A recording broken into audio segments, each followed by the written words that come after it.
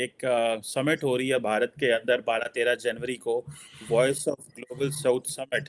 और इसमें मेरा ख्याल है कि दुनिया के 120 ममालिक को इनवाइट किया जा रहा है। पाकिस्तान को तो नहीं इनवाइट किया या नहीं इनवाइट किया जा रहा। कि भारत जहाँ उसका एक इंटरनेशनल क्लाउड बढ़ रहा है, उसकी इम्पोर्टेंस सिग्निफिकेंस बढ़ रही है।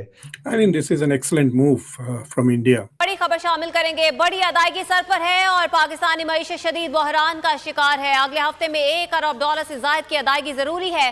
पाकिस्तान ने दुबई की 2 बैंकों को 60 करोड़ और 41 करोड़ 50 लाख डॉलर की अदायगी करनी है। जो टीका लगाने की जो सिरिंजेस हैं ये भी चाइना से आती हैं, ये भी नहीं मिलेगी।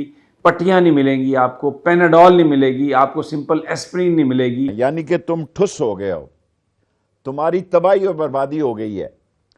मशरिक और मगरिब दोनों सरहदें आप गैर महफूज करने जा रहे हैं। कोई अकल है आपके पास? कोई लड़ाई के पैसे हैं आपके पास? इंडियन इन्फ्लुएंस की वजह से और चाइना के साथ ताल्लुकात की वजह से वेस्ट हमें कोई किसी तरह की पजीराई नहीं दे रहा। सारी दुनिया कह रही है क्या बहुत ही बड़े, समझ गए आप क्या हैं। आप ये समझें कि आप पत्थर के दौर में दोबारा चले जाएंगे। आप देखें किस तेजी से ये काम हो रहा है।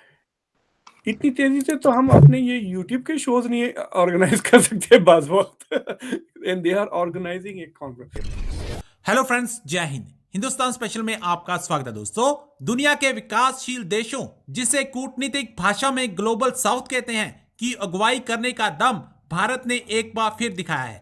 इस क्रम में भारत ने 12 और 13 जनवरी 2023 को इन देशों का एक विशेष सम्मेलन voice of global south summit का आयोजन करने की तैयारी की है, जिसमें शामिल होने के लिए 120 देशों को आमंत्रण भेजा गया है। लेकिन पाकिस्तान को भारत ने इस समिट में नहीं बुलाया। आपको यहां बता दें कि 2 दिनों तक चलने वाली ये बैठक के 2 सत्र होंगे और इनकी अध्यक्षता प्राइम मिनिस्टर नरेंद्र मोदी करेंगे। बैठक के समापन सत्र के बाद एक साझा ब्यौरा जारी किया जाएगा। सम्मेलन की तैयारियों के बारे में जानकारी देते हुए कुमार क्वात्रा ने कहा कि विकासशील देशों की जरूरत को पूरा करने के लिए भारत कभी भी पीछे नहीं हटेगा। अब पाकिस्तानी मीडिया ये चर्चा कर रहा है कि भारत ने 120 देशों को आमंत्रित किया, लेकिन पाकिस्तान को घास नहीं डाली।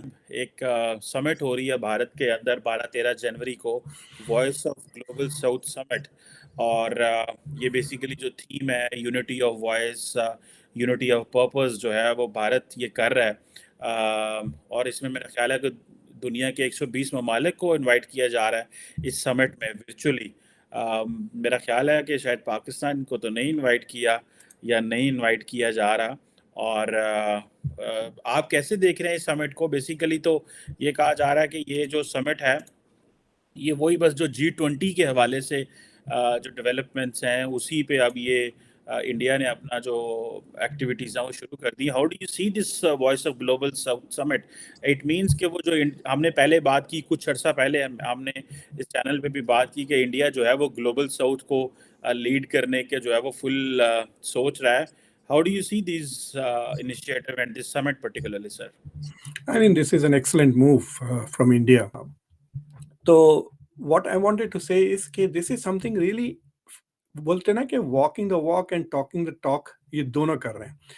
पहले 2-3 बार जयशंकर साहब ने ये कहा कि we are going to speak for the global south, we will become the voice of the global south। उसके बाद प्राइम मिनिस्टर नरेंद्र मोदी ने भी एक बार कहा कि इंडिया का presidency of G20 will give the global south a voice. देखिए, जो सबसे ज्यादा G20 is the whole world without the global south. Basically उसमें बहुत कम मुल्क हैं ग्लोबल साउथ के, क्योंकि it takes only the top 19 economies और यूरोपियन यूनियन। और जो ग्लोबल साउथ के है, इत्तेफाकन ऐसा हो रहा है कि मुसलसिल ग्लोबल साउथ के ही प्रेसिडेंसीज आ रही है। इंडोनेशिया थी, इंडिया है, फिर इसके बाद ब्राज़ील है, उसके बाद शायद साउथ अफ्रीका है। So it's a chance for the global south to shape the G20 agenda, यानी फर्स्ट वर्ल्ड का एजेंडा वो सेट कर सकते हैं इसके थ्रू। लेकिन उनको अपॉर्चुनिटी ही नहीं मिलती। नाइजीरिया को कब अपॉर्चुनिटी मिलेगी? मोरक्को को कब चांस मिलेगा? right? Bangladesh to have a say at this major forum, जिसकी 75% of the global GDP कहते हैं, and 60% of the population वगैरह उसमें आ जाता. So India has promised that it will.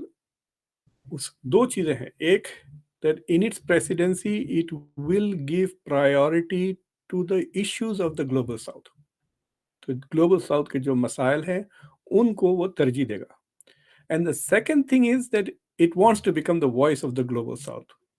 तो for example, अगर आप इसको region wise breakup कर दें, India doesn't have much presence in Latin America, but India is now competing with Africa, in Africa with China. Africa एक ऐसा continent है जहां अमेरिका का कोई फुटप्रिंट ज़्यादा नहीं है. अभी अफ्रीका समिट हुआ, मैंने अफ्रीका की समिट का रिव्यू भी किया, but it's not very satisfactory कि America continues to neglect Africa, और चाइना मेरे ख्याल से 4-5 गुना ज़्यादा उसका फाइनेंशियल प्रेजेंस है in the continent of Africa. उसका प्रेजेंस बढ़ रहा है लैटिन अमेरिका में. So in many ways you could argue that India by trying to become the voice of the global south is basically competing with China for leadership. So that is what it is. दूसरी चीज ये है कि आप देखें किस तेजी से ये काम हो रहा है. अभी अनाउंस हुआ 13-14 को है वो कॉन्फ्रेंस. इतनी तेजी से तो हम अपने ये YouTube के शोज नहीं ऑर्गेनाइज कर सकते बाज वक्त. And they are organizing a conference.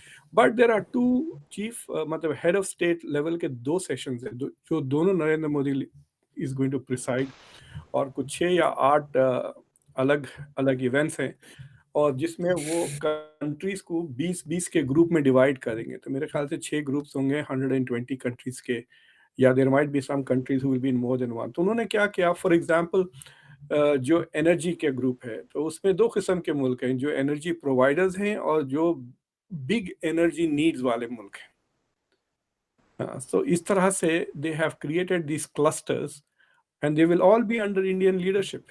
आप लोगों से नहीं बनती है, आपको सच बोल दूंगा, बाकी मेरी इन सियासी लीडरों से बड़ी अच्छी बनती है. हकीकत बात की है. इसके माने क्या है? क्या बहुत ही बड़े, समझ गए आप क्या है? वो देखो दीवाने की जन्नत, उसमें वसाइल इतने ज्यादा हैं, माला माल है, पानी ही पानी है, ज़राअत का शोबा तरक्की कर रहा है. वो देखो दीवाने की जन्नत, वो देखो वहां पर सोने की कानें हैं, जगह जगह गैस के ज़खायर मिल रहे हैं, खुराक की कोई कमी नहीं है, खुशहाली ही खुशहाली है. वो देखो दीवाने की जन्नत, जहां पे हर ताजिर सनतकार शोर मचाता फिर रहा है कि हमारे पास नाउजुबिल्ला दुनिया की हर नेमत है, जिसके पास कोई ऐसा बशर, कोई ऐसा इंसान, कोई ऐसे कौम, कोई ऐसा शख्स नहीं जो ये दावा कर सके कि नाउजुबिल्ला उसके पास दुनिया की हर नेमत.